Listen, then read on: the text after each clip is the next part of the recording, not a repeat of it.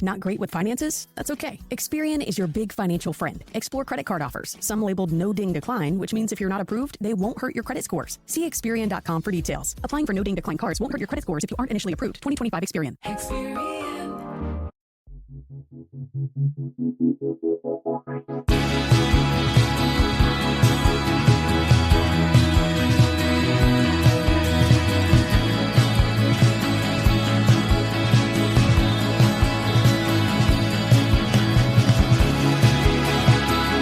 You're listening to 100 Words or Less with Ray Harkins. Hello one, hello all. Welcome to this podcast. We are celebrating the 13-year anniversary of this show today, episode 676. The reason why this is special is, for one, we love punk, hardcore, indie rock, emo, metal, whatever subgenre it is. We celebrate it. We speak to the people who are creating it, documenting it, or have been affected by it in a profound way. If this is your first episode here, welcome. Love to have you. If this is your 676th episode, first of all, you're insane. And second of all, that's awesome. But truly, truly grateful for all of the support this show has gotten over the 13 plus years. And it's really special for me. And I want to make sure that you, the listener, understand this from a very real way. I am like pointing directly at you right now. I really appreciate you listening to this episode and the show in general. And I am thrilled to welcome a very important person to me, and I know many other people, Tim McIlrath. He is the lead vocalist and guitarist from Rise Against. And Rise Against just released an absolute banger of an LP called Ricochet.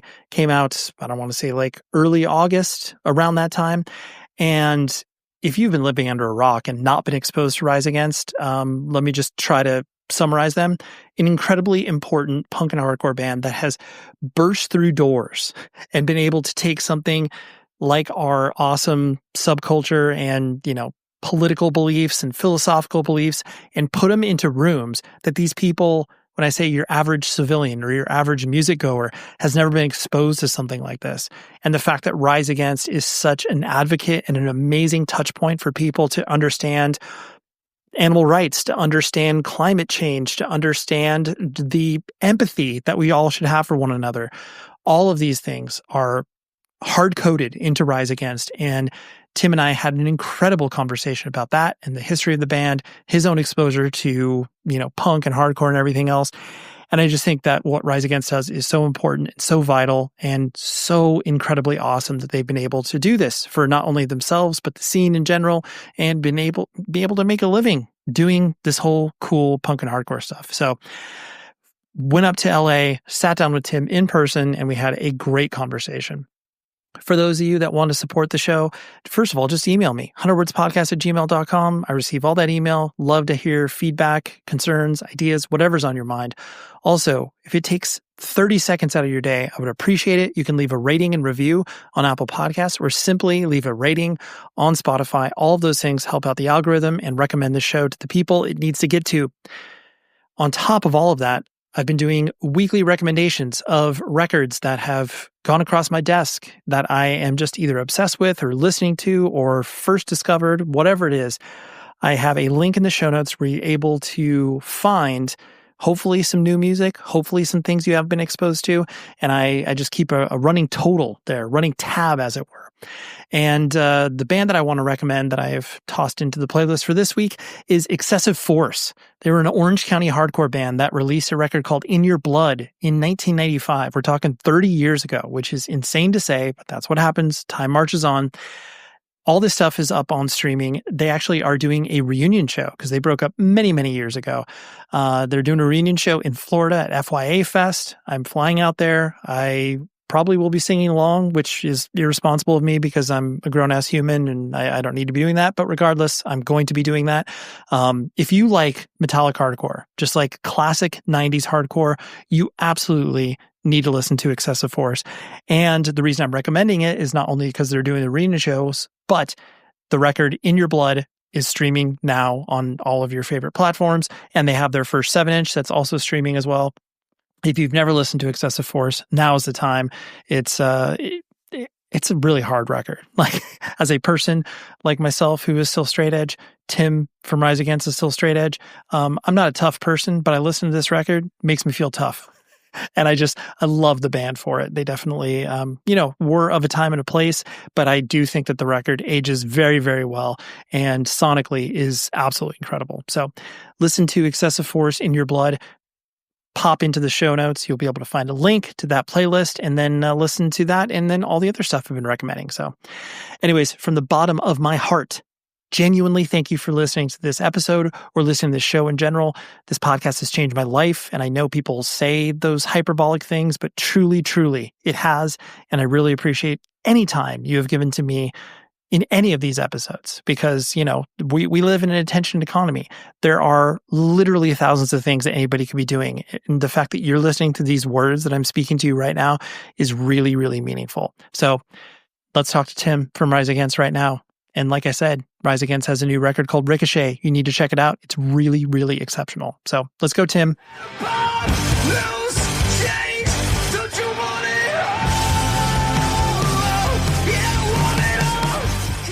Considering the fact that actually just what we were talking about off mic, but like the fact that punk and hardcore has now been able to exist for, arguably 50, 60 years now. Now it's generationally, can have whatever 3 sets of kids by this point, or maybe 2 sets of kids.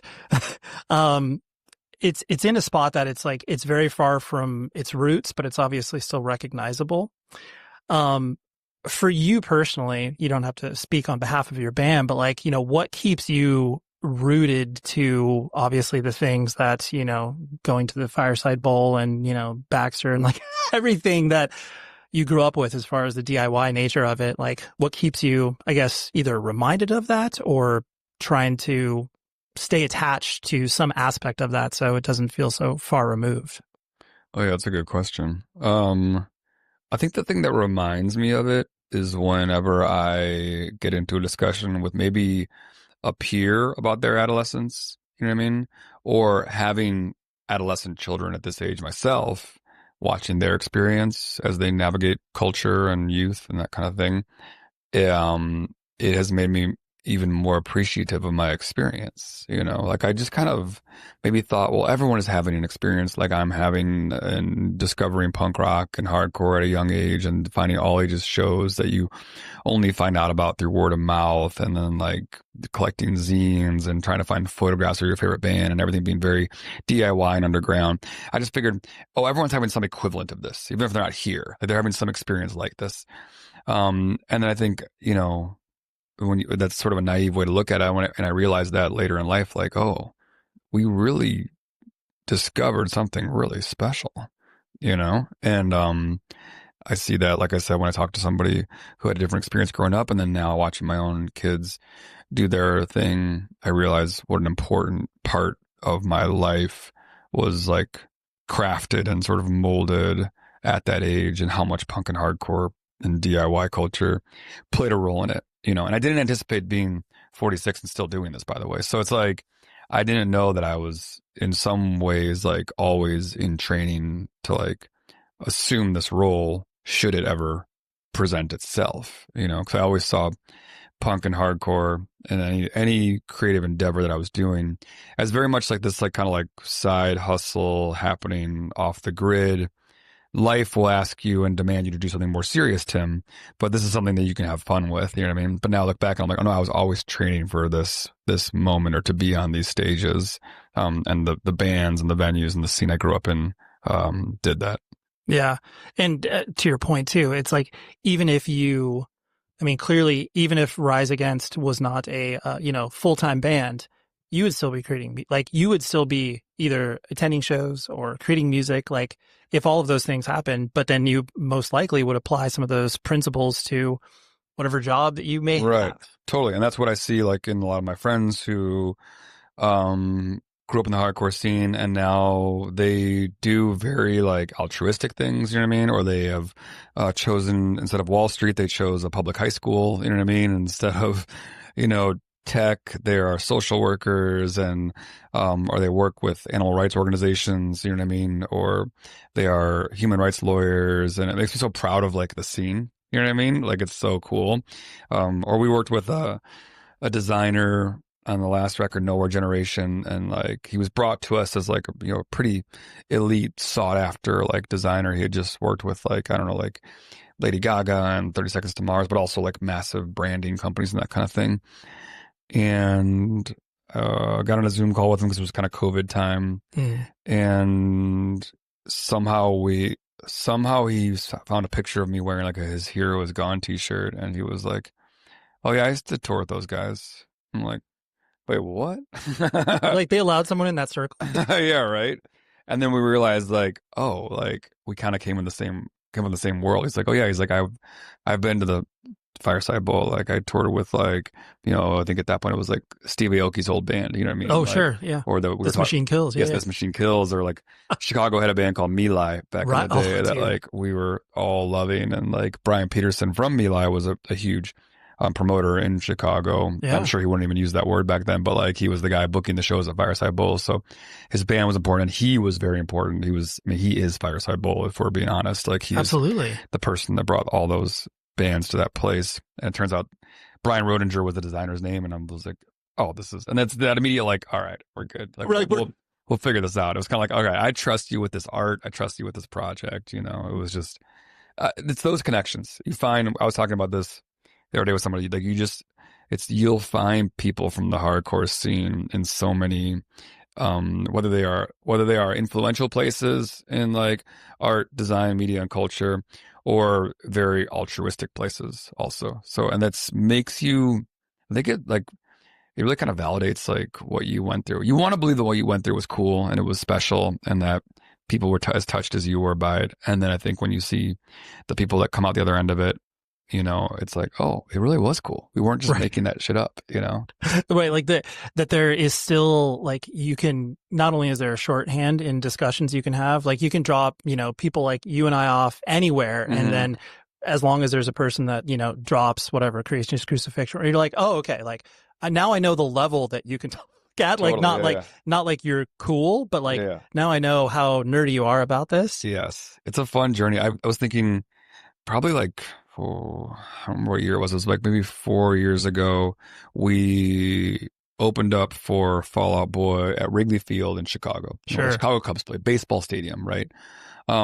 So already that was a crazy moment because I grew up with the Fall Out Boy guys. They come from the hardcore scene as well. So to watch my friends become this huge ass band and then play major stadium in our hometown, and then to have them ask us to be a part of it, which was like super special. Right. All of that was so cool. And on top of that, like I remember meeting with or getting to the venue, and the rep from Live Nation who was running the whole show that day was the door guy from Fireside. It's perfect. Yeah, his name is Scotty, and like and I'm just like, I'm here with like Wentz and these guys. Sure. We're here. I think Machine Gun Kelly was opening the show at that moment. We're across the street from the Metro, which is where we had so many good times. And then the person I handed my $5 bill to at the Fireside to let me in is the one that's actually running this whole show too. And it was just one of those like really cool, like full circle moments. Our first merch guy, which was one of my high school best friends, like when he finished, like school at a technical institute, which would have been like, electronics, whatever they were. Of course, in 1990. ITT Tech, right? Yeah, it was DeVry actually. Okay, there we go. Yeah, he went to DeVry. He went to a 2-year program, got out of it, got a job at Motorola, which was like getting a job at Apple in 1999. Huge. And he got laid off 6 months later, got his first unemployment check at the age of like 21, and didn't know what to do. And we were leaving for a tour, and we had no crew and no merch or no anything. And he was like, well, I'm already getting paid. I know you guys can't pay anybody, so I'll just come in your van and I'll sell t-shirts for you guys. And I was like, cool. Like he's now like a top executive of one of the world's largest merch companies. It's perfect. So he's still selling t-shirts today. He is, yeah. You know what I mean? Still slinging the business of exactly, yeah. Which is so crazy. So I was just talking to him on the way here because he was doing all these huge, country artists and arena acts. Sure. Anyway, I think when you come from like a DIY scene like that, you create very resourceful people who never relied on anybody to do anything. You did it yourself. Yeah. There was no, that's someone else's job. It's like, well, in order for that thing to get done, I need to do that. Yeah. And then you figure out, you fuck up and you like make mistakes and you So like, many. yeah, like you get ripped off, you know what I mean? Whatever it is. Right. And then, but how that's real life learning. Mm-hmm. Meanwhile, I feel like our teachers and our parents were like, what the fuck are you guys doing? Of course, you're wasting your time. Get to a school, Right. you know what I mean? Go get an internship, like do your thing. And like, so it's so, I don't know, it kind of like, it just sort of validates the thing we were doing was really cool and subversive, but also very positive. You Mm-hmm. know? Yeah. And I joke around that it's like your years of playing in bands is just like unpaid internships. Yeah. That's all it is. Like, when you're putting out 7 inches and demos, like you're building life skills, but it's not like you're actually like can put that in a resume. You're like, dude, I put a demo tape. People are like, what are you talking about? Right. Yeah. It's so true. Yeah. Speaking of education, I was like, when you were going through the process of, getting your sociology degree, correct? Yeah. Yeah. I was interdisciplinary by the end of it. Yeah. Okay. Because I wanted to do a whole buffet of stuff. So that's how I got it. Yeah. Right. Little poo-poo platter, as it were. Exactly. Yeah. That like, clearly you didn't need to do that. Like, I mean, Right. you're a grown ass adult, like you have a job.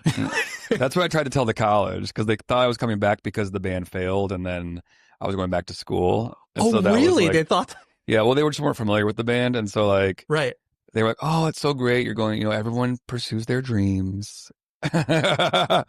That's cool. You tried it. That's incredible. Welcome back. You know what I mean? Yeah. And I was like, no, I'm going to go back to doing this thing. Like, Right. I was like, never mind. I'll just. Just let me do the application. Yeah, Right, totally, right. So I presume the motivating factor is because obviously education has been an important thing to you, or what was, I guess, the motivating factor behind it? Yeah, it was probably like the two-pronged. Education, super important to me. I'm really grateful for all of the learning that I've had. And I appreciated it later in life as I felt like it helped me become like a lyric writer and like a spokesperson for this band. And then also my mom, I think I told her in like 1999 that I would finish my degree when we signed to Fat Records. That's incredible. And so she never really forgot that. You know what I mean? Like everybody in my family has a college education at that time except for me. And they were very, as parents would be, they were very leery of me saying, because I was going into my senior year, I think, maybe my junior year of college. I don't remember. Junior or senior year. I would have been on more than a 4-year plan, though, in the interest of full disclosure. So there would have been a 5th year at least. Yep. And that's when Fat offered us a record deal, and we were going to go into a studio that fall, which would have meant classes would be really hard to take. And that's when I told my parents, I'm like, I'm going to drop out of college and start a punk rock band. Sure. Yell sing in this band. Yeah. And they're like, what are you talking? All this stuff you did before, it didn't interfere with studies. It's true. Yeah. I managed to study, work, and then also do the band or do bands and music and go to shows and just be a fan, Yeah. So, and that was, that's a lot. And I think the way I convinced my parents was by saying like, school will always be here. Like this record contract that Fat, and I keep on saying contract, he really did handshake deals. Of course, right. But you know what I mean? Yep. This contract is not going to be around a year from now. You know what I mean? It's now or never. Yep. I can always go back to school. And I think they kind of saw the logic in that. But even after the band was a huge success, I still feel like my mom was like, So that's there still. Yeah. That agreement we still have. You're almost there. You're almost over the finish line with your degree. And then so COVID happened, and I was like, all right, let's do this. Yeah, this is a logical break. Yeah. Well, that's. I mean, it's good that you can not only become obviously a more well-rounded individual, but the fact that you can still stick it to your parents is great. Yes. Yeah. And also, I had kids, and when we would get into arguments about school, whatever, they loved trying to finish every argument with, "But Dad, you didn't even go to college, or you didn't even finish college." So good. And so I was like, I joked with them that we were going to race to who can finish college first. And then I threatened them with becoming their roommate in college too. Yo, you guys, we're gonna bunk together. Yeah, we're gonna go to the dorms, hit the quad. It'll be awesome. Oh, that's incredible. Yeah. I love that. Yeah. It's my privilege and honor to, of course, welcome our friends at evilgreed.com. They've been supporting the show for years now, and I am so thankful for it because they're an incredible web store solution provider for bands and record labels. But you, as a consumer, can benefit from going to evilgreed.com using the promo code that is specific to this show for 10% off. And that promo code is new music. Use that and you will be able to get 10% off your first order. And when you go to evilgreed.com, you will see all of the awesome stuff that they have. Merch up the wazoo. They have exclusive colors of vinyl. They've got sweaters. They've got short sleeve shirts, long sleeve shirts. And the thing is they have a specific point of view. They're coming to the table with heavy artistic stuff. At least that's what I put on it, but heavy music merchandise, we'll call it. And if you're into Chelsea Wolfe, if you're into Knocked Loose, if you're into Speed, if you're into Blood Incantation, those are just a small sampling of some of the bands that they sell and have exclusive stores for. The company is based in Berlin, Germany, but they ship worldwide, and the shipping rates to us here in the United States are advantageous. So dig into this immediately, and you will be able to get the promo code New Music for 10% off, as long as you're listening to the show, obviously, because otherwise, well, how are you getting it? But shout out to evilgreed.com for supporting the show. And please go support that awesome business and buy some merch. That keeps everything going. So New Music is the promo code for 10% off. Thank you very much, Evil Greed. You open the fridge, there's nothing there. So what's it going to be? Greasy pizza? Sad drive-through burgers? Dish by Blue Apron is for nights like that. These are the pre-made meals of your dreams.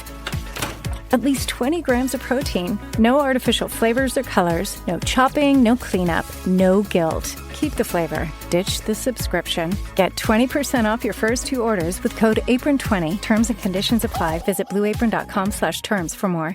When did straight edge become a part of your, I mean, I know the introduction via, Minor Threat and like just kind of becoming aware of it via music, but, there's a difference between applying that label to yourself and then like still ostensibly you are a straight edge adult, even though you don't, I mean, I am also a straight edge adult. We don't need to call ourselves that, right. But we're a rare breed. We are a rare breed. So was the motivating factor for you just getting pulled in by the fact like this doesn't like drinking doesn't speak to me, or like what were the steps that you took that?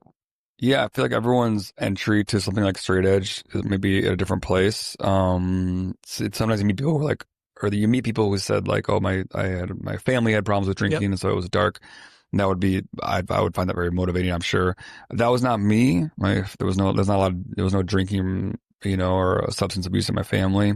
I think as I was an adolescent, I was entering like culture and music and punk rock and hardcore.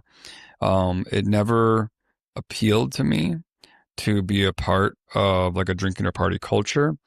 But also I was like just like a young, like rebellious kid, right? And when I looked at the landscape of like high school, I think I had friends, they saw drinking as rebellious where I saw it as like submission. You know what I mean? Yep. And it was backwards to me. It was like, you guys aren't rebelling. Like you're like, everybody does this. You're sort of doing what's a little kind of expected of you. You know what I mean? You're doing what the football coaches are kind of high-fiving you on Monday morning for doing. You know what I mean? Right. And that wasn't approval I was looking for, and certainly not from people I was looking for it from. And I saw it as like, okay, well, I'm going to rebel against this thing. Like, I don't want to go with this flow, And I think as a young punk and hardcore kid, I, like many young punk and hardcore kids, didn't mind making people feel uncomfortable. And telling someone you don't drink makes people a little uncomfortable. And Definitely. It certainly did in high school. I mean, it does today. It does. Yeah, it kind of now you don't have the quote unquote luxury of being like, oh, I need to explain what straight edge to this person at a party or whatever. It's just like, no, I just don't drink. I can't unfurl this history in front of you. Right, exactly. Yeah, because I think you tell people who have nothing to do with like a punk culture that you don't drink or haven't eaten meat since like 1997, and they immediately like, so this is like a religious thing, right? I'm like, no, it's so you have a problem, right? Yeah, or you're sober now, or was something was this right? Like, allergies? What's going on? I'm like, no, it's far more political in a sense. You know what I mean? Absolutely. To make like this stance like against this thing. So I think that my relationship with straight edge has probably evolved and has like a patina that has changed over time. And I think back then it would have been like, I like making jocks feel uncomfortable. I like making teachers feel a little uncomfortable, because when they see you in high school, and if you were like me, I had long hair and ripped up jeans and a Black Flag t-shirt, and I had a skateboard instead of a lacrosse stick, and like I'm going to the Fireside Bowl and not someone's basement to get wasted. But when they see me as like this freak of nature at their school, people dismiss you by saying that kid's a burnout, that Absolutely. Kid's a druggie. Yep. like these guys are losers, you know? And so when you flip that script and tell them that you don't partake in that stuff, they're like, wait, then why the fuck do you dress like that? Yeah. Where I can't Wait, classify you. yeah, Yeah. and it makes people uncomfortable when they can't classify you. They can't put you in that box. Yeah. And that was something that was an interesting thing to find out about people and the human nature, you know? And it was an interesting thing to then take yourself out of and look at the perspective from this different place. You know, I remember when I was a senior, it was something, there was some sort of like student council type thing. And they were making an effort to like get people who were part of like freakier cliques to be involved in it. Okay. So me and my friends were skaters and punks, whatever.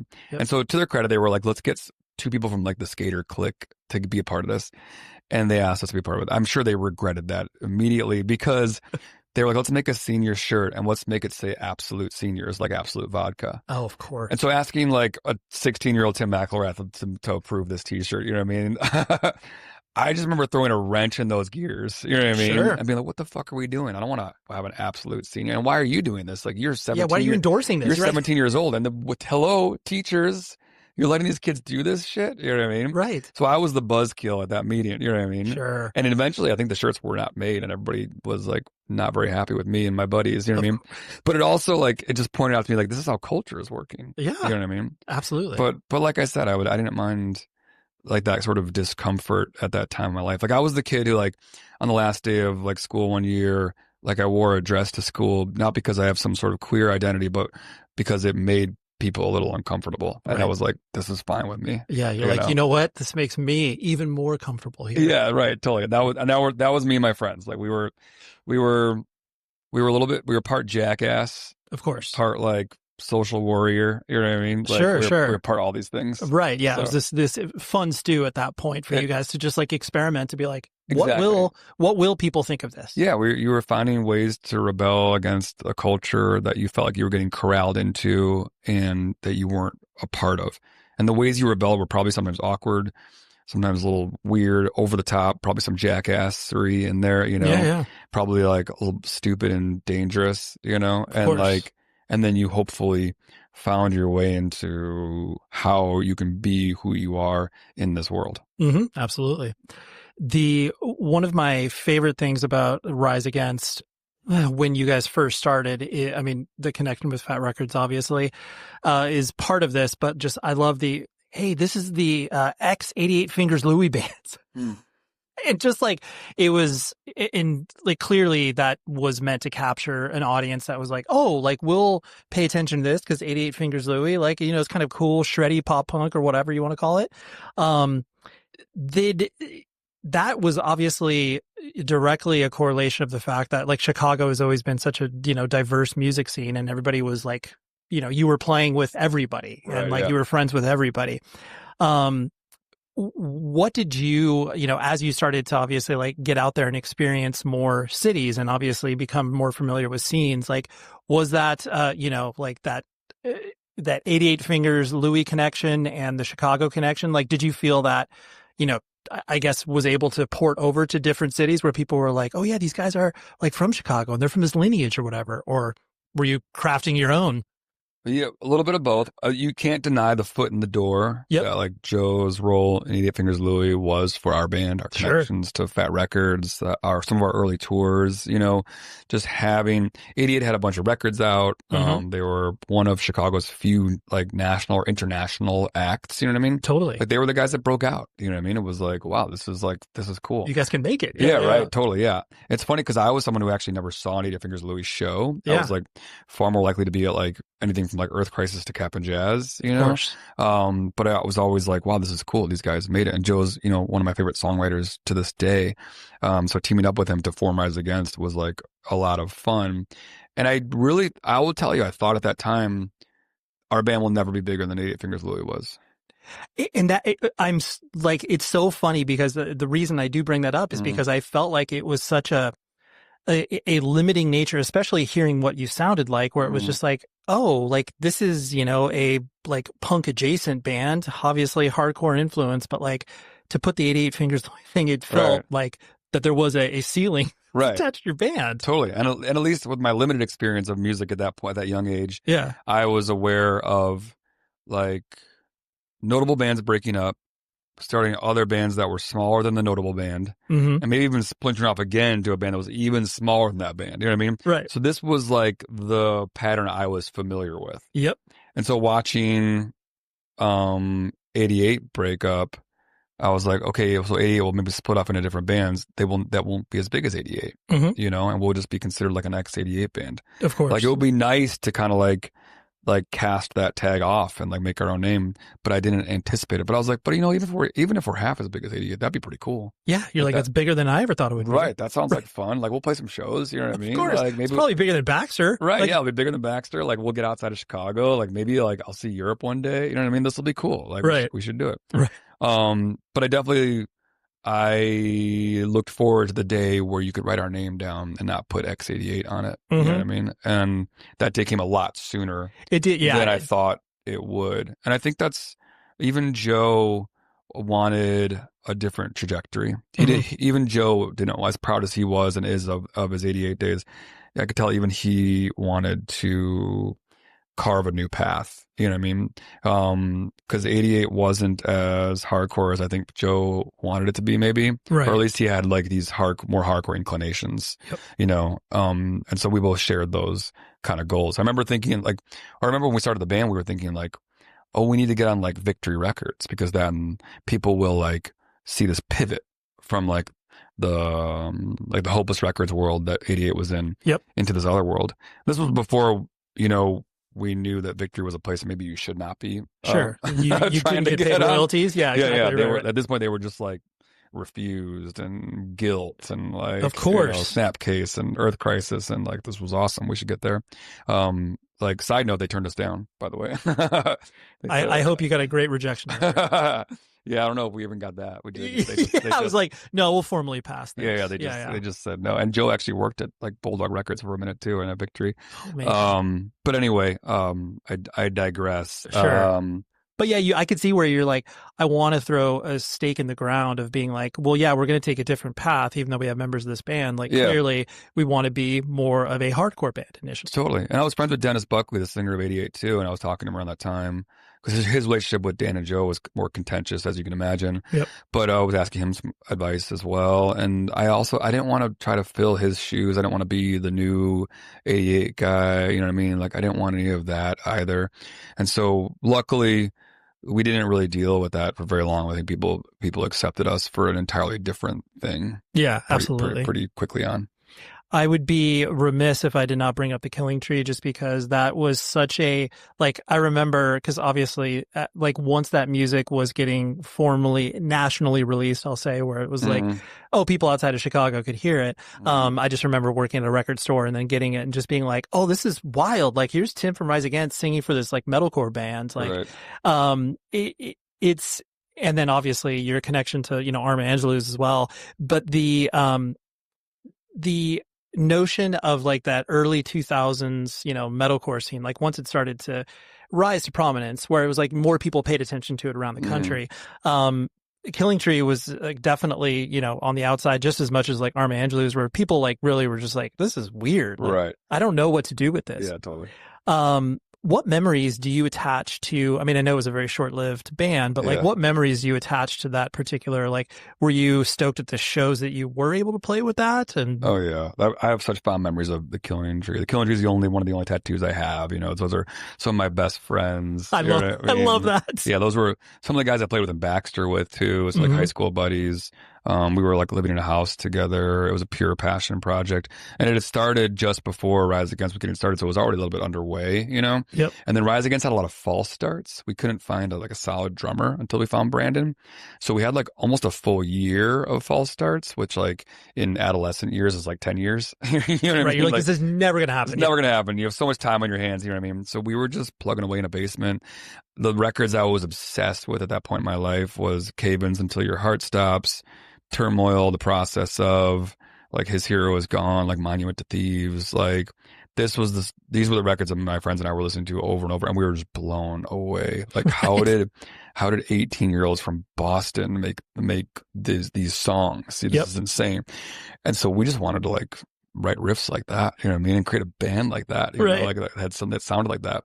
And that's sort of what we did. I think actually what we didn't do that. Like, I think that when you start a band, you're trying to sound like something, and then you fail at it, and your failure is your band. That's exactly right. You know what I mean? Absolutely. So we were inspired. Like, I don't think anyone's going to listen to that stuff and be like, oh, this sounds like Until Your Heart Stops. Like, but that's what we went for. And then, you know, no one's going to make that record. No one's going to make Until Your Heart Stops ever again.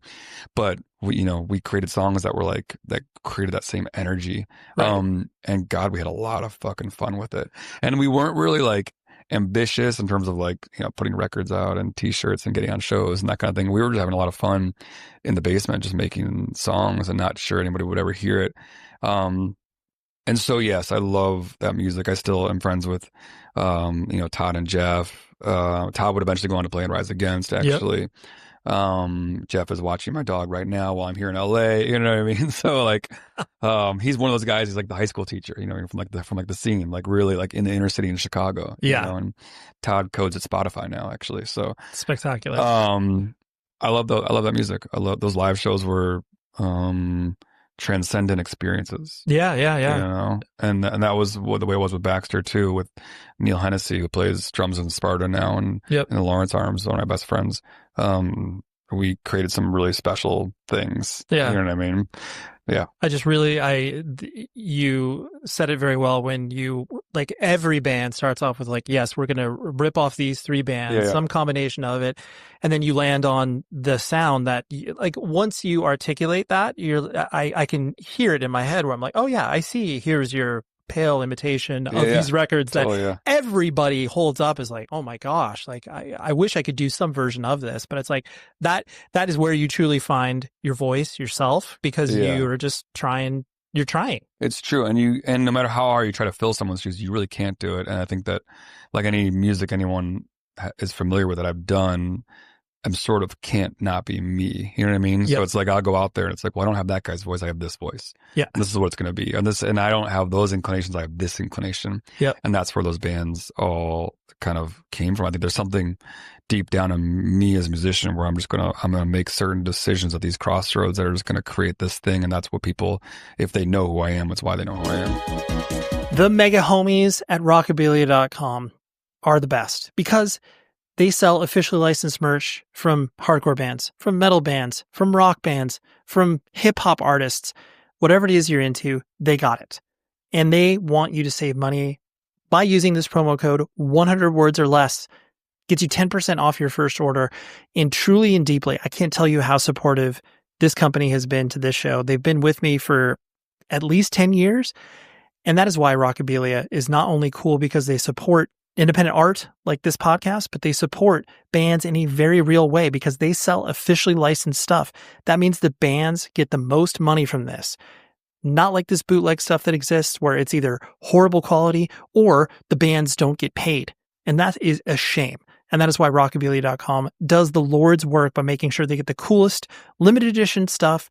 They do all these really cool collaborations, whether it's with like Atreyu, The Ghost Inside, you know, Metallica. They run the gamut and they've got such cool stuff. So go to rockabilia.com, use the promo code 100 words or less for 10% off your first order. Trust me, you will go there and you will find at least 3 or 4 things that you want to buy almost immediately. So shout out to rockabilia.com for your support, and we love you. The first couple of years in regards to, getting out on the road and like the different tours, I mean, truthfully, as funny as it sounds, like I've really only seen you guys twice. One of the time was at Chain Reaction. I want to say you were out with Lawrence Arms. I could be completely wrong about that, but we did West Coast tour Lawrence Arms. Yeah. Okay, then that was, and then saw you years later at the Long Beach Arena with Descendants or whatever. But anyways, the earlier years of like the van tours and everything like that, just because you guys could paint with a pretty broad brush of who you toured with, you were doing kind of a little bit of everything. Yeah, it's very true. And what were you, I guess, either learning about yourself or learning about your band as you started to see like the ways that certain crowds reacted to you, the certain places where you're like, yeah, we're just not welcome here. Not because people aren't cool, but they just aren't digging our vibe, like what we're going for. that was the most fun part about being Rise Against, was the different tours that we were able to get on. You know what I mean? Being like this band who fancied ourselves a hardcore band, but we were on Fat Records. You know what I mean? Yep. And so our first years were opening up for the Mad Caddies from Santa Barbara, ska band from Santa Barbara. You know what I mean? Yes, If people don't of know course. them, they sound like a really cool, like Sublime kind of thing. You know? Yep. But now we're playing for their fans and doing our thing. It was like, okay, you learn how to like be in front of a crowd is not expecting to see you. You know what I mean? That and how to play that crowd. And we did Yep. that shit all over Europe and like Canada. And then jump to the Sick of It All tour. Yep. In Europe, where it's like, oh, like these are some ball busters out here who Yeah. just want to see Sick of It All. Right. Like I had shit thrown on me, you know what I mean? You probably like, got the German compliment there. the German compliments all day long, you know what I mean? Like people were not down with our band, like, you know, to like play. But then maybe by the end of the half hour, they were like, okay, I respect you, you know? Yeah. We opened up for Agnostic Front, TSOL, and the Casualties and the Business back in the day. You know what I mean? Like those Incredible. fans, like we didn't have enough Liberty Spikes for them. You know what I mean? So Yep. like, but those were the moments of your life in your band where you either put your tail between your legs and you go home and you say, I can't do this, or you sort of like, you know, puff your chest and you're like, I'm going to walk right into this. I'm going to walk right into these people who do not like us, hate every word I say. I'm the thing standing between them and their favorite band. Yep. That and the clock. You know what I mean? And they're forced to endure me for this front row seat for Agnostic Front. You know what I mean? And that's a scene I grew up in too. So like I knew, Right. I know what that's like. You Yep. know what I mean? I know what someone who listens to the Business is like. You know what I mean? Like, and yeah, we did it. We just forged it. We just put our heads down and forged ahead. And I think that's made us a band that can also, you know, open for the Foo Fighters or Blink-182. You know what I mean? Or like we can do a Riot Fest or Lollapalooza. You know what I mean? Like we can, and it's sort of been really cool to sort of, you know, also go out to like, you can throw us in the middle of Fly Over America and play like an active rock fest. Yeah. With a bunch of like commercial rock radio bands that all kind of sound like Nickelback. You know what I mean? Of course. And it's cool to be able to exist in those spaces as our band and still bring who we are, bring our DNA, and then we'll show up as kind of representatives from this scene that we're all a part of and try to leave a little bit of that residue on people when you walk out of there. Yeah, absolutely. Well, and I think that's like any misgivings people have about you or your music. You can just be like, that's fine. You can think Rise Against sucks, but like they're showing up in places where bands are not able to. And like you said, being able to, you know, maybe sprinkle some of that fairy dust on a person where they're like, maybe I will pay attention to this, like, you know, nonprofit or get into the Misfits or whatever they're picking up from what you're putting out there. Yeah. And like, yeah, it's like you're like, you know, whatever, a fox in a hen house. Yeah. Like that's truthfully in many places that you show up where it's just like, oh yeah, like you are not part of it, but you are because you make sense alongside of this. Yeah. Yeah. We can play with fat bands. We can open for the Misfits. You know what I mean? Totally. Like you can kind of just throw us anywhere and we will figure it out. And it's been a cool part of doing this band. And we have a lot of self-awareness about who we are too. We know we're not everybody's band, and then not everyone is our fan either. Of course. We also graduated from 90s hardcore, one of the most elitist forms of music. So there's nothing you can really throw at me at 46 that I haven't already seen at the Fireside Bowl in 1998. You know what I mean? Yeah. Like, trust me, like. Right. You're like, I'm aware of the judgmental nature. Yeah. I once was one of them. Yeah, totally. Yeah, exactly. I'm always interested in the inflection points, like, you know, when, because clearly Rise Against is like far surpassed any sort of expectations that you probably had for any of your music. Yeah. And so, but when bands obviously get to that stature where it's like, we are making a living of this, even if it's, you know, a Starbucks wage of minimum wage workers or whatever, like that, you're still making a living off of your music. I know you've always had, you know, really tight relationships with, you know, managers and booking agents, and you've always had people in your corner that were able to fight for you guys in ways that you probably couldn't have fought for yourself Absolutely, on. Yeah. But for you, like, how have you navigated, I guess, the, you know, music industry / business side of things? Like, have you tried to, I guess, keep it at a respectful distance to not let it influence you, or how do you approach it? I never moved to LA. That's true. That's a very that was the start. yeah. You're like, I'll stay right here. We're good. We're good. Yep, I lived down the street from the Knights of Columbus that I went to go see shows at. So, yeah. Were you ever tempted? Like, were you ever? Oh yeah, that was tempted, and like there was pressure too. I mean, between like Chicago winters and the industry being out here, like we were tempted for sure. Sure. But we just stayed in our hometowns. And then so this is what else we did. We walked into this music industry world that we had heard about our entire lives, from Steve Albini's diatribes about it to yes, Jawbreaker's Dear You to, like, you know what I mean? Like we know we're walking into something with really sharp teeth, right? And we also knew that we were kind of in some ways just some Midwest bumpkins who were like maybe gonna like get our lunch eaten. You know what I mean? And I'll tell you what we did. We surrounded ourselves with like just this ironclad team of people we trust that were 90% women, incidentally, and we didn't get them because they were women. We got them because they were the best people we met when we got here. And we knew what we could do and what we were capable of, and then we knew where our weaknesses were and what we couldn't do. And so what we couldn't do, we were smart enough to hire people to do. You know what I mean? Right. And that became like our agents and our lawyers and all that stuff. And they were all people who were down and they were on board with who we are, and they fought really fucking hard for us. Mm-hmm. And so like I'm sitting here with you like 10 albums later, like telling you that every record, every song that you've heard of our band was a finished product that the label never heard until they got it submitted for release. Like that's how little anybody interrupted or intercepted or like fucked with anything we did. Yeah. Like we maintained like a pretty healthy distance and boundary from anybody in like Hollywood. And that said, like, two things would happen. Either the people we met here also happen to be great people, like labels that didn't pressure us to do it, or if they did pressure us, that shit never got to us. That email never even made it our way. The phone call never even got on my phone. Yeah, that feedback was not You couldn't even get through our manager or our lawyer, or we'd be like, you're not telling this band to do shit, by the way. Like, they're going to do what they do, and you're going to pay for it. Right. And that's how it's going to sound. And if you got something to say about it, we're just going to walk. And I think that we walked in with that reputation, maybe, you know what I mean? Probably sometimes to our detriment, you know what I mean? Like, sure. Because like later in life, you realize that there's a lot of smart people in these buildings, and I would love to like, maybe I came in a little too elbows up, you know what I mean? Like maybe they were just people trying to help us, you know what I mean? Yeah. And I'll admit that too, you know, but everything we ever did, from the bands we toured with, the places we went, and the records we put out, we did all on our own terms. And if I had any advice for anybody, just find people you trust, you know? And I think there's some luck to all of this too. Of course. Because you don't hire someone because you don't trust them. You hire them because you think you trust them. You know what I mean? And then maybe they got screwed or whatever. And that wasn't the experience with all of our peers. You know, people had records rejected, told to write radio singles or work with songwriters or whatever, like that kind of thing. I think luckily our records had enough success. And we were a pretty cheap investment for something like a big label.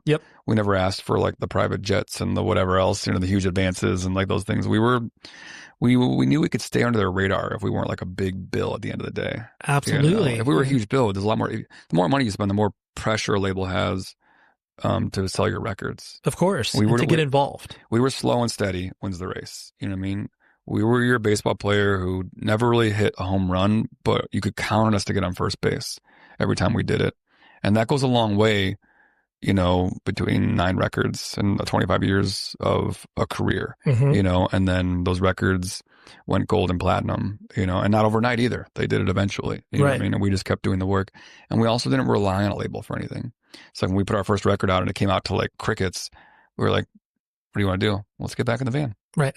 Let's go. Yeah. Let's sell the records ourselves. Right. Yeah, right. That's what we did. And then the label was sort of like, oh, well, we appreciate that work ethic. And next thing you know, like things pick up. So anyway. Right. Yeah, no, but I think a lot of that also ties into, I mean, not to like typify the Midwest work ethic, but it's like, it's true where it's like when you are able to put your nose to the grindstone, whatever it is, but like also be like, okay, if we're taking, you know, $150,000 for this is going to feel a lot better to our business partner than taking, you know, close to $1 million. And they're going to be like, we got some questions for that, Tim. Like, right. You'd be like, well, no, I promise this will we will come in at this safe spot and we'll be reliable enough for us to continue to, you know, be a good partner from that side of things, which is good. Yeah. I feel very lucky to have the career, that I have. And I think it's something people, I don't know how much people understand about the music industry, but like sometimes people ask me like, do you get to choose the bands you tour with, or do you get to choose the songs you're playing that night? And I was like, wait, yeah. Yeah. Yeah. Yeah. No That's one's kind of the fun ever part. told us like that shit exists completely independently of like even a record label or anything like that. Like we only pick bands we, want to tour with. We've had the same agent, since those Agnostic Front tours, you know what I mean? Of course. So yeah, it's been a good like family vibe, even down to like our road crew. That's the way we've always kept it. But I think it's attributed to like the scene that raised us. Of course. Yeah. All you're doing is taking the same sort of principles and attachments that you've had and just carry them to as logical of a conclusion as you can. Right. Yeah. And it makes us like physically unable to do stupid shit. You know what I mean? Like it's just not the music world we grew up in. You know what I mean? Like, and my other three guys, like we're a good checks and balances. Of course. Like we're not like a solo project with a bunch of yes people around you. Yes. So whatever you want, dude. Like we are, if I'm doing something weird, I'll get a side eye. You know what I mean? Just like, dude, are you doing that? Yeah. Why are we making that decision? Yeah. If we get something in an email, like, do you guys want to be a part of this? Like, we wouldn't let each other make those mistakes. And I'm kind of glad that I had three of them because, if I don't trust my gut on something, they'll be like, dude, we can't do this shit. This shit's stupid. I love vinyl so much. I've got too much of it. And truthfully, I was always looking for a solution to store this stuff. Like, your random IKEA shelves, that only gets you so far. Like maybe when you're like, a 20-year-old in your first apartment.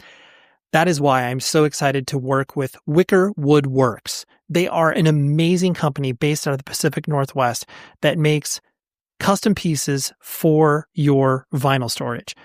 They can store your record player. They can store all shapes and sizes of collections. I've got a ridiculous collection, but I've got a piece of furniture that sits in my home office, and literally every single time someone has come in and been like, what's that? Is that a custom piece? I'm like, dude, Wicker Wood Works. So you can find them obviously on the internet, go to wickerwoodworks.com, but they want you to save 10% off orders of over $500 or more by using the promo code 100words. This company has every solution for your vinyl storage. I don't care if it's a really small collection and you just want a cool thing to put your record player on and your collection there, they have it. Or if they have something like myself that has a little more robust collection, they've got storage solutions for that. It's all handmade in the Pacific Northwest. The company has gone through a little bit of a challenge recently because their whole warehouse got burned down.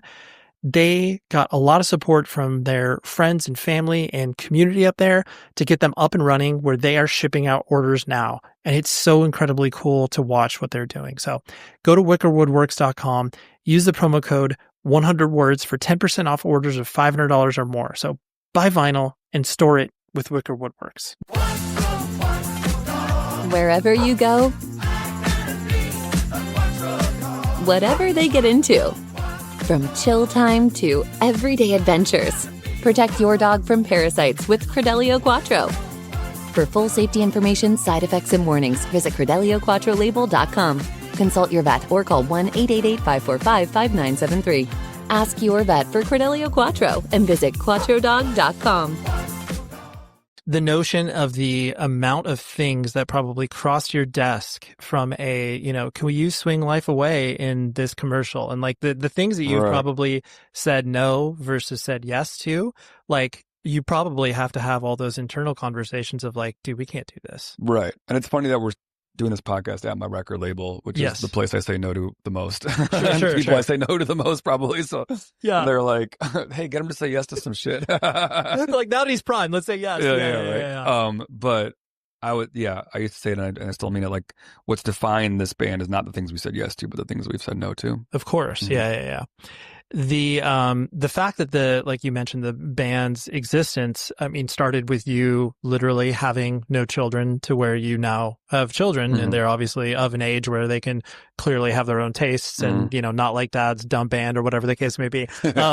But how does that, how do you reflect on that because you also are seeing that, I guess, from the audience perspective too, where it's like people are bringing their children who are like, oh yeah, this is like my classic rock band or whatever, even though you would never describe yourself as such, but like, how, is that exciting? Does it make you feel weird? It's probably a combination of all those things. Oh yeah. I was just at Warped Tour on Sunday and a guy walked up to me with a physical picture in his hand. He said, can you sign this photo? And it was a picture of me and the guys with a man holding a baby.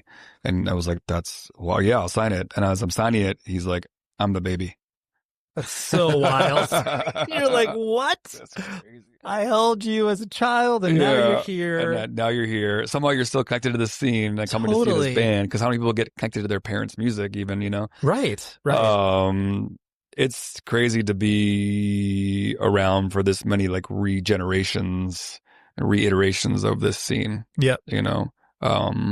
It never ceases to amaze me. Sure. People getting into punk rock and hardcore, watching hardcore do like anything else have ebbs and flows. Like, oh, it's not a lot of great bands this year. And all of a sudden it's like, oh, now there's Turnstile and Scowl and Knocked Loose and like a bunch of great bands, and hardcore's in such a good place right now. And it's like doing cool shit, whether it's music, fashion, all of it. It's so exciting to see that all. I'm here for it. I'm here for all of it. I think it's amazing, and it's crazy to find people just getting into music. Our longtime tour manager, John, his son is like our assistant tour manager now, which is crazy. But he shows up like, he's like, hey, Tim, have you ever heard Unwound? And I'm like, well, yeah, Calvin, I'm 46. I've heard of Unwound, but like, you're 23. Yeah, how are you? Right? What are we talking about here? And I'm like having a conversation about like Unwound and Carp with this 23-year-old kid. I'm like, this shit was deep cut when I was your age. What are we talking about, Calvin? How are you finding this stuff? But like, also, how amazing, right? That this is like your favorite band. Totally. It's like you feel like there should be. It's not even like the gatekeeping aspect, but you're just like, is your brain really ready for this? Because if you heard Carp when you were 18, you'd be like, I don't even know what this is. Right. And like the Mount Rushmore punk bands of like Minor Threat, Black Flag, and like Descendants and, Dead Kennedys and Misfits, they made it out of that era for sure. Those are going to last forever. You know what I mean? They're like, there's t-shirts of them in malls right now. You know of what course. I mean? And I guess I thought maybe the deep cuts will get lost to history, especially because we grew up in a very analog time. You know what I mean? And so I was like, well, those bands, I don't know if anybody will ever hear those bands or know what they were, how important they were. And so it's so inspiring to see that the internet is that big. Yep. You know what I mean? And people are that hungry. Like Calvin's appetite for music is that big, where he's finding stuff and he's finding that it's relevant, even though those guys might not still play or whatever. You know? So they'll be forced to do a reunion. Even though they'll be forced to do a reunion, which I think he told me that they may have already done it. So sure. But yeah, I was talking about Mineral this week. You know what I mean? It's amazing. Like it's cool that it's exciting and cool to see that music be validated. Mm-hmm. You know what I mean? For how important and special and groundbreaking it was. Like I was a huge Cap and Jazz fan, and I watched, the Cap and Jazz spin-off American Football back in the 90s, like me and 15 people at Fireside Bowl at 10 p.m. on a Wednesday night. And so to see it like taking off right now, it's so incredible. Like, totally. This is amazing. You're like, I mean? Like, you can't even call it a victory lap because there was no victory to begin with. Right. Like, this is just like pure absolute bliss. This is bigger than it ever was. You know what I mean? Totally. And it's like, but you go back to you're like, you know what? Yeah, that shit was cool. Like, we found cool shit. You know what I mean? Maybe it took the world a long time to find it. And then it's like, what else is out there? Where's the other cool shit? Totally. Yeah. It's always for whatever a person's appetite is, it will ultimately be there because they can just keep digging. Yeah. And that renaissance is happening in like the new metal world, you know, and we just spent a lot of time with Papa Roach, and we'll spend more time with Papa Roach and watching their band is bigger now than they have been ever. Which is crazy. I'll be the first to tell you that. You know what I mean? Yep. Like that shit's really cool, and it's sort of it speaks to the unpredictability of music and culture, and just when you think you know it all or you can see where it's going, it can flip the script on you. Yep, absolutely. 80,000 people at Warped Tour. You're like what's happening? Totally. Yeah. The how you have navigated the aspect of, you know, the fact your band does not mince words. You clearly wear your politics on your sleeve, like to, you know, an approachable degree where people can like, and I've heard and seen people in the same way that interact with you as they did with Rage Against the Machine, where it's just like, dude, love the band, but man, hate their politics. And I'm just like, it's so wild how, like, especially coming from where we come from, I'm like, how do you separate those two? But people clearly do that with you guys, where like they'll show up to your shows, they'll support you, but they will not agree, you know, top to bottom with whatever it is you're trying to, you know, express. And because you've been able to like navigate that, was it challenging for you as you started to step into those spaces where you're like, I know that the audience I'm playing to does not have any affinity for anything that I am saying, but they're singing along and here they are. Like, how did you, I guess, kind of navigate as you started to approach that? I guess because like there's that like 16-year-old me I described to you earlier that doesn't mind making people a little uncomfortable. Good point. Like, I don't think he's as much as a confrontational or shocking personality as I am today. You know what I mean? I'm not that person today, but that kid still exists in me. Right. You know what I mean? And so it makes me not care too much about the friction that I create, you know? And not in a mean or confrontational way. I just know that that's where change happens, like in that friction. Like, you got to be a little confrontational. You have to create a little bit of friction. And I also feel like we've been given this huge opportunity to play for a crowd that's bigger than the Fireside Bowl. And so there's a lot of responsibility. Like, hey, you guys made it out of this scene and now you're in this bigger scene. So tell them. Right. Tell them what we talk about. Talk about environmentalism. Talk about sweatshops and fair labor. Talk about animal rights. You know, like, you now have a bigger microphone, a bigger bullhorn. You know what I mean? Like, you're doing it. So like, how could I leave that behind? You know what I mean? How could I just drop that all of a sudden? Just to get a few more smiling faces and thumbs up from a Gen Pop crowd of people course. who listen to, you know, everything and are unfamiliar with my scene. And so we're a package deal.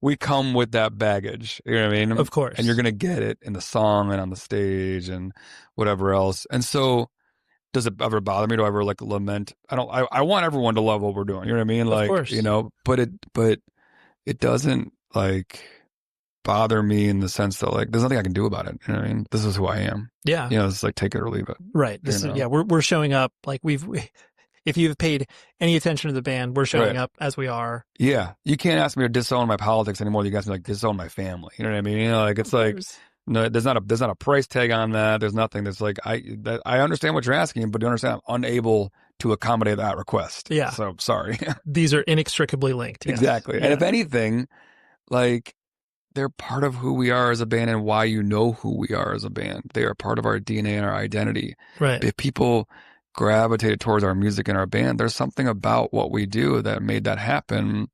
So even if you want to talk about it as strictly like a commercial decision, you know what I mean? Like, it would be bad to take this out. You know what I mean? We're leaving this in. You know what I mean? Totally. Like, it makes no sense on no level. Right. To all of a sudden strip a band of its personality. You know what I mean? People would definitely be like, it's one thing to sound different, you know, and this will dovetail into a good question. But if you are just being like, yeah, we're just going to sing about like, you know, the weather or whatever, people are like, what is it? What is even happening? Yeah. Yeah. It wouldn't make sense. It wouldn't make sense. We don't know how to be that band. No. Yeah. And on that topic, like the fact that Rise Against does not exist in nostalgia. And I mean that in a good way, in the fact that, like, I mean, yes, of course, you're still playing songs from your whole catalog and everything like that, but you're not doing anniversary tours. You are, you know, like hearing all of the stuff from the new record, like it's, you know, you're not phoning it in. And I mean that, like, you have every reason to just be like, yo, here we go. Like, you guys liked what we have done up until this point. You can look at all your numbers and your algorithms and be like, okay, this is where our record could be optimized. and just, here's our 10th record that sounds like this. Mm-hmm. But you are not doing that. You are challenging yourself, which, at the stage of your band, like you have the ability to do that because you do have the quote unquote luxury of, people liking your old catalog. But anyways, the point of me bringing all that up is the fact, like, and I know this sounds very simple, but just like, why, besides just your own personal growth, like, why are you guys challenging yourselves in the way to be like, oh yeah, we're not just kind of calling it in? That's a good question. I guess that's just sort of the reason I pick up a guitar. Mm-hmm. You know what I mean? Is not to just simply play something that I wrote 20 years ago, right? But to like, create something new, Also, I'm inspired by new artists doing new takes on old ideas or creating brand new ideas. It makes me hear it the same way I heard stuff years ago, and it makes like you can't keep that shit in. You know what I mean? If you're still like creative, it's bubbling out of you. You know what I mean? Sure. And then you want to show it to your guys, and then you want to play it at the same time in the same key and see what it sounds like. And then you want to like, holy shit, like this is something we haven't done yet. This is territory that we haven't been in, and I wonder if our fans would like this. Let's just do it. Right. It's as simple as that. It's just that urge to not just rest on your laurels, but actually create something new. I'm somebody who thinks that our best record, the best songs are still yet to come. I think that a band is it's like a patina as you get older too. Like we're taking on different shapes. I think we're better now. We haven't in a long time. And you want to flex different muscles that you didn't know you had. Every record we learned something on this record, and I think we can take those lessons and apply them to the next record. And yeah, we sort of we're hesitant to traffic in the nostalgia game. You know what I mean? Like we haven't done like an album tour or whatever like that. But I understand their appeal. Yeah. But we never broke up or went on hiatus, so we're still around doing it.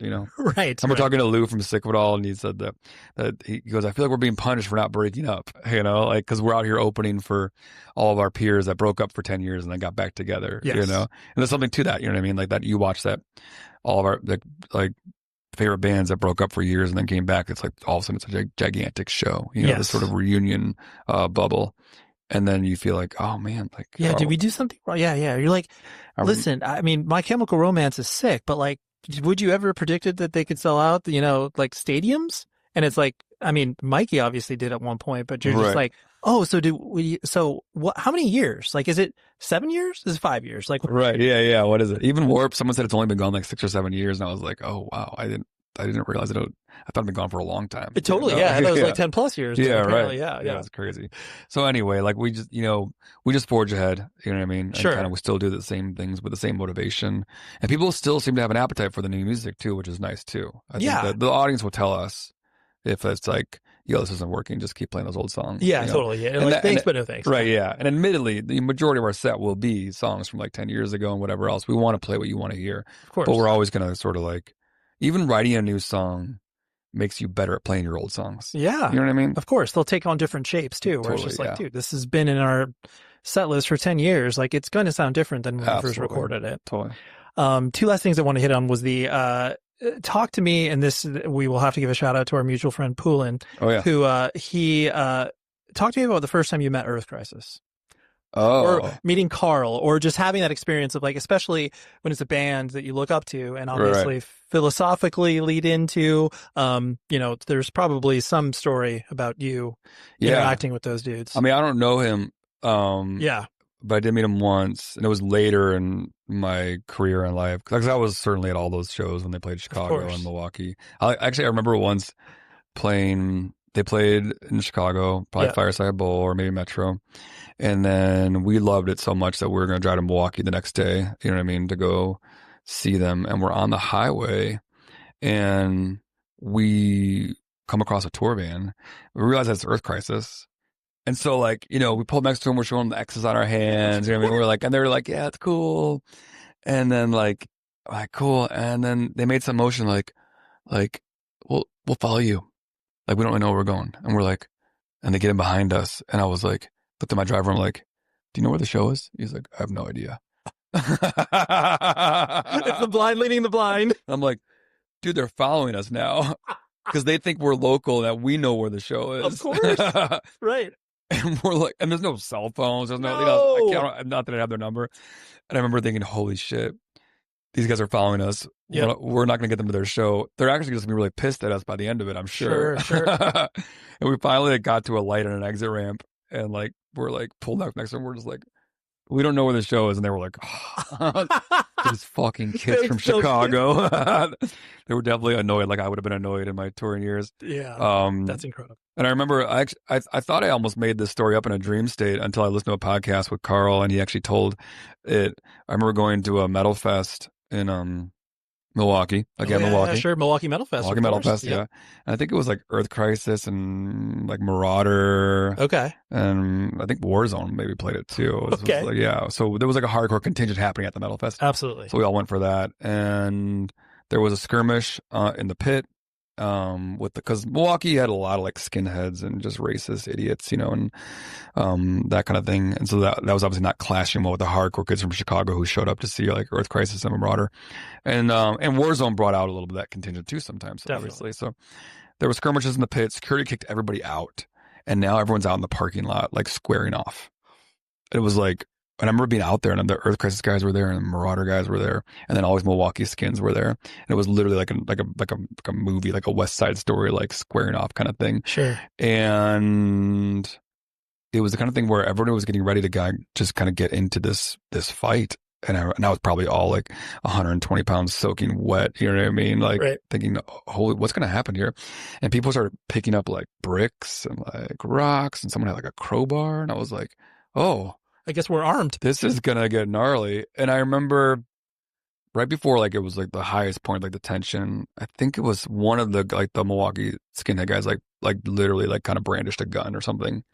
And everyone was like, no, I'm not doing this. Yeah, it was a gun or something. Something kind of like squashed it all right there, where we're like, whatever's going to happen here is not going to be worth it. Yep. You know what I mean? Someone's going to get that tire iron to the face. Yep. Even if like we win this fight, you know what I mean? Yeah. No one's winning this. No one wins this. Yeah. And but I remember everyone walking back in, but it's mostly band guys. So they're walking right past security, and then I'm trying to walk back in. The guy just like stops me. Like, where are you going, Thanks, kid? Yeah. And I was like, oh, hey guys, I'm your new friend from Chicago. Remember the tire irons? I was going to defend you. Yeah, that was totally cool, right? Let me back in. I don't have a ride. He's in here somewhere, And they did not let me. No one let me in. And then I snuck in carrying some band's gear like later on that night. So, I love that. And then I think the first time I'm sure he won't remember it, but I went to see Earth Crisis later in life, and I just kind of shook his hand at the end. I was like, hey, your band is really important to me, and has been for a long time. And I started my own band, and I learned a lot from what you guys did. Yeah. And he was super nice, and he was like, that's so cool, man. You said you play in a band now? And I'm like, yeah. He's like, what's your band? I'm like, it's not important. He's like, what's your band? It's called Rise Against. And he didn't know it. He was like, that's Rise Against. That's cool. Where are you guys from? And I'm like, oh, we're just from Chicago. He's like, cool. You guys put records out? And I was like, he's just being super nice. And I was like, yep. Yeah, we put records out. It's cool. I didn't come here to talk about my band. I want to shake your hand. Right. And he was like, that's cool. He's like, well, where can I find your stuff? And I'm like, well, you can Google it. You can find it. Yep. He's like, well, what label is it? And I'm like, Interscope. And he was like, and I remember him going like, excuse me? He goes, well, he just goes, you say you're a hardcore band?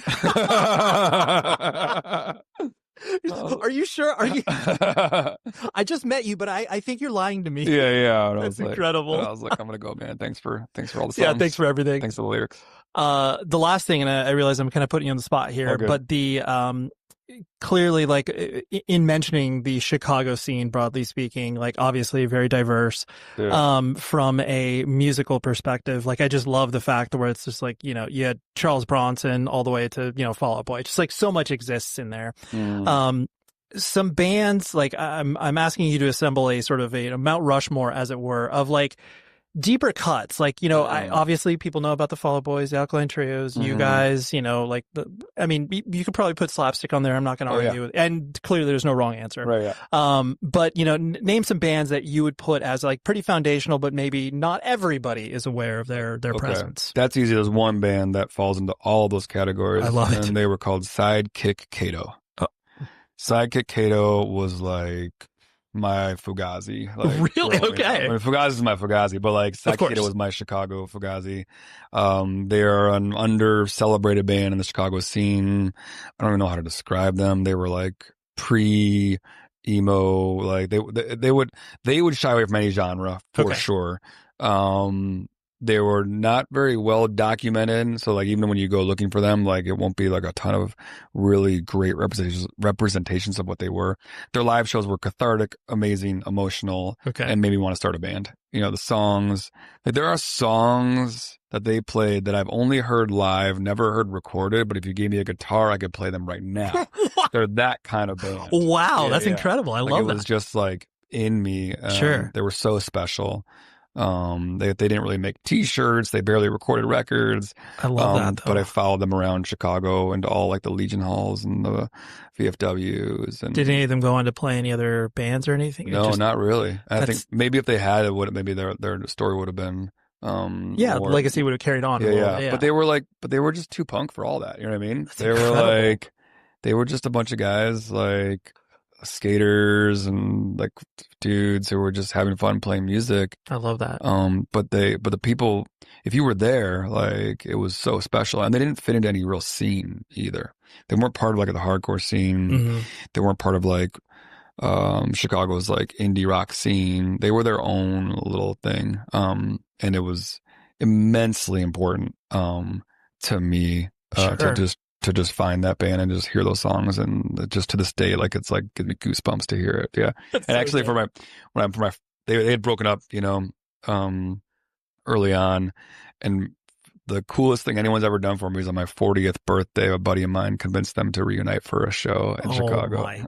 And they've since played shows after that, but it was like, this was like really, really cool. I think they were looking for an excuse maybe to get together. Of and course, they need a that turned reason. into a good excuse. But That's yeah, incredible. Saki Kato was just can't be understated what an influence they were Sure. on me, from the first songs I ever wrote to the stuff that I still think about today.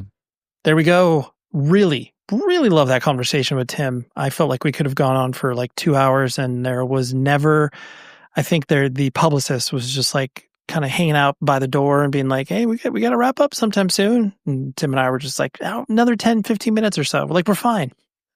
But really appreciate his time, and also really appreciate you, like I said, the listener, for traveling along and becoming obsessed with music in general, because that is really the glue that holds many of us together. Holy moly, it is. Anyways, next week we keep on keeping on, because why would I stop this thing now? I've got so many great episodes to share, even past this one with Tim. And I have Josh Newton from Shiner on the show next week. He also played in Every Time I Die. He also played in The Damned Things, and he's just a damn lifer. He is a person that's creating music, is playing in a variety of different bands, and Shiner, I mean, just an incredibly important band in the post-hardcore scene. They were always kind of on the outside looking in, because I don't think that they came up in a scene that was really not welcoming, but just like the timing was never on for them. But I was very excited to talk to Josh, because we tried this like 7 or 8 years ago and just lost touch and never got around to it. But now we did, and mission accomplished. So that's what's happening next week. Josh Newton from Shiner. And thank you very much for listening. Until then, please be safe, everybody. It's okay not to be perfect with finances. Experian is your big financial friend and here to help. Did you know you can get matched with credit cards on the app? Some cards are labeled no ding decline, which means if you're not approved, they won't hurt your credit scores. Download the Experian app for free today. Applying for no ding decline cards won't hurt your credit scores if you aren't initially approved. Initial approval will result in a hard inquiry, which may impact your credit scores. Experian.